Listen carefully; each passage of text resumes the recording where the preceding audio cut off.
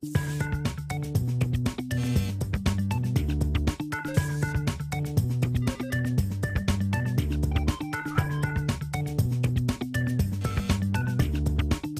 fait presque un mois et demi maintenant, c'était le 10 août. Le 10 août dernier, Odile et Bernard ont perdu tous leurs biens dans les incendies qui ont touché leur commune. Si les murs de la maison sont intacts, eux ne peuvent plus vivre ici. Surtout que ça avance, que les travaux avancent pour que nous, on puisse psychologiquement se construire. Voilà, et ça c'est important, c'est quand il y a des moments d'attente et tout ça, le moral il en prend un coup. Régulièrement, Michel Amiel vient à leur rencontre. Au total, dans sa commune, 20 habitations ont été complètement détruites. C'est tout un morceau de votre vie là, qui a brûlé. Le jour du drame, sa mairie a accueilli 250 personnes. Lui a ressorti sa blouse de médecin et soigné ceux qui en avaient besoin. Il a aussi sillonné sa commune avec la police. En ce qui me concerne, je suis beaucoup resté sur le terrain. J'ai fait aussi la jonction entre le PC des pompiers et puis le PC communal.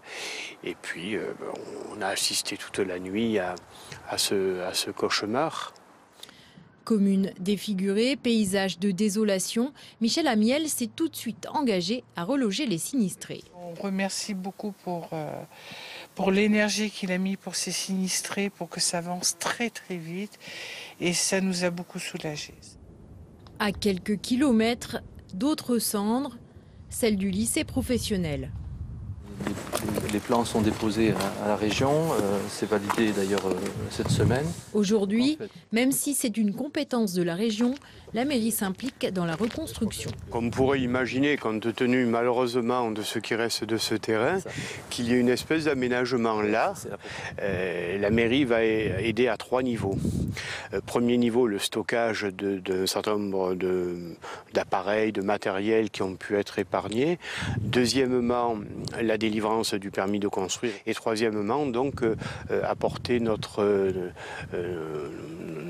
expertise, on va dire, sur l'abord, sur l'approche des lycéens pour qu'ils gagnent le collège en toute sécurité. Aidés par la mairie, les 180 élèves ont pu faire leur entrée dans d'autres établissements du département. Il a utilisé, notre maire, la connaissance qu'il avait des partenariats locaux pour pouvoir effectivement penser la scolarisation et le relogement des élèves. Oui, il faut les casser un peu de partout.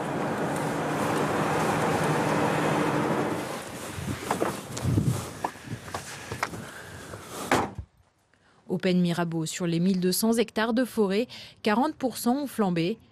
Le sommet de ces pins maritimes, s'appelle le houppier. Et lorsque 50% du houppier est encore vert, on peut espérer que l'arbre ne va pas mourir.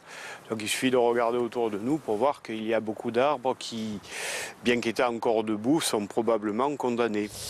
Même si les épines de pin ont repris leurs droits et cachent un sol noirci, beaucoup d'arbres devront être coupés. Non, parce que j'étais là il y a 3 jours, il y a plein de pousses de chênes kermès qui repoussent.